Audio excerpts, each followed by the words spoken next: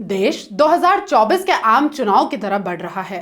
ऐसे में सबकी नजर इस बात पर टिकी है कि इंडिया गठबंधन और एनडीए के कुनबे में कौन सी पार्टियां शामिल रहेंगी। इनमें सबसे ज्यादा चर्चा यूपी को लेकर है, जहां से देश की सत्ता का रास्ता निकलता है। ऐसे में सबसे ज्यादा चर्चा यूपी में मायावती को लेकर है। मायावती किस तरफ जाएंगी, इसको लेकर कई कयास लगाए जा रहे थे। यूपी में मायावती की भूमिका को न इंडिया गठबंधन नकार सकता है और न भाजपा। दोनों तरफ से मायावती को पाले में लाने की कोशिश की गई, लेकिन मायावती ने अपना रुख अभी तक स्पष्ट नहीं किया था। लेकिन पहली बार मायावती की बसपा की तरफ से रुख साफ किया गया है और कहा गया है कि मायावती इंडिया गठबंधन में शामिल हो सकती हैं। लेकिन इसके लिए उन्होंने एक ऐसी शर्त रख दी है जो शायद इंडिया गठबंधन के किसी भी दल को रास ना आए। दरअसल लोकसभा चुनाव में इंडिया अलायंस को लेकर बहुजन समाज पार्टी के सांसद मलूक नागर ने बड़ा दावा किया है। मलूक नागर ने कहा कि जब तक मायावती इंडिया गठबंधन के साथ नहीं जाएंगी, तब तक इस गठबंधन का कोई वजूद नहीं रहेगा। वो बीजेपी को नहीं रोक पाएंगे। बसपा सांसद ने कहा कि मुझे लगता है कि अगर मायावती को प्रधानमंत्री का चेहरा घोषित किया जाए और जिस तरह से कई जगह कांग्रेस ने उनके विधायक तोड़े, उसको लेकर माफी मांगी जाए तो मायावती जरूर साथ आएंगी। हालांकि अंतिम फैसला मायावती को ही लेना है। आचार्य प्रमोद कृष्णन जी ने जो कहा है और जो दूसरे कांग्रेस के नेता कह रहे हैं कि 73 और 75 सीट आ रही हैं बीजेपी की यूपी में, अगर ये ऐसा मानते हैं तो इनको क्यों बैठे हैं, आगे आना चाहिए। और जो ये डाका डाल के 6 राजस्थान में हमारे विधायक ले गए, चोरी करके जो 7 विधायक हमारे मध्य प्रदेश में ले गए थे, हम सपोर्ट कर रहे थे इन सरकार को, और 3 छीना झपट्टी करके उत्तराखंड में ले गए थे, उसकी माफी मांगे। प्रधानमंत्री कुमारी बहन मायावती को डिक्लेयर करें और 13.5% हमारा वोट जो यूपी में 40 के करीब एसपी और आरएलडी को था और जो 44 के करीब बीजेपी को था, हमारा इधर मिलेगा।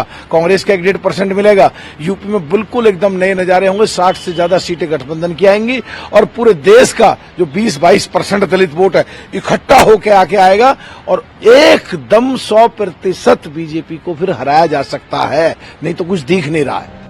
उन्होंने कहा कि मायावती को पीएम उम्मीदवार के रूप में पेश करके इंडिया गठबंधन आगामी लोकसभा चुनाव में भाजपा को लगातार तीसरी बार जीतने से रोकने में सक्षम होगा।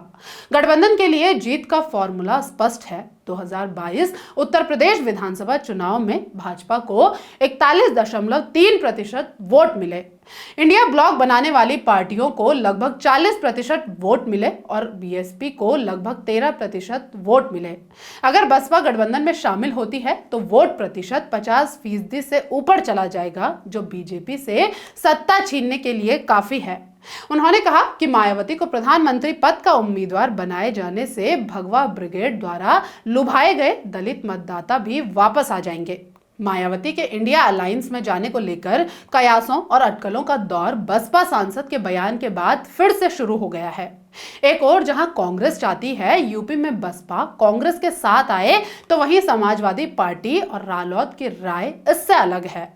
सपा नेता शिवपाल सिंह यादव कई मौकों पर कह चुके हैं कि बसपा अगर बीजेपी से अलग होकर आती है तो अलायंस में उसके स्वागत पर विचार हो सकता है। सपा का मानना है कि बसपा अपने वोट ट्रांसफर नहीं करती या करा नहीं पाती, ऐसे में उसका अलायंस के साथ होना नुकसानदेह है। वहीं कांग्रेस का मानना है कि अगर दलित समर्थकों की पार्टी अलायंस के साथ नहीं आई तो मुस्लिम और दलित दोनों वोट गठबंधन से छिटक सकते हैं। कई रिपोर्ट्स के मुताबिक 19 दिसंबर को नई दिल्ली में हुई गठबंधन की बैठक में कहा गया कि इस गठजोड़ में बसपा को भी शामिल किया जाए।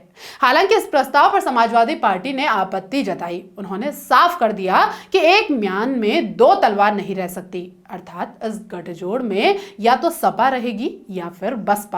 इसके साथ ही बैठक में शामिल सपा नेताओं ने यहां तक कह दिया कि बसपा का भरोसा नहीं किया जा सकता। इसके बाद खुद मायावती ने साफ कर दिया कि वह इंडिया गठबंधन में नहीं जा रही हैं। इन सब अटकलों के बाद एक बार फिर यूपी में गठबंधन को लेकर चर्चाएं शुरू हो गई हैं। अब देखना होगा कि मायावती की शर्तों पर गठबंधन क्या फैसला लेता है और अगर मायावती इंडिया गठबंधन का हिस्सा बनती है तो अखिलेश यादव क्या रुख अपनाते हैं, क्योंकि यूपी से ही दिल्ली का रास्ता तय होगा। फिलहाल इस वीडियो में बस इतना ही। आपकी इस खबर पर क्या राय है हमें कमेंट सेक्शन में जरूर बताएं। बाकी देश के असल मुद्दों और पर्दे के पीछे चल रही राजनीति के खेल से जुड़ी सभी खबरों के लिए आप हमें YouTube पर सब्सक्राइब कर सकते हैं। नमस्कार।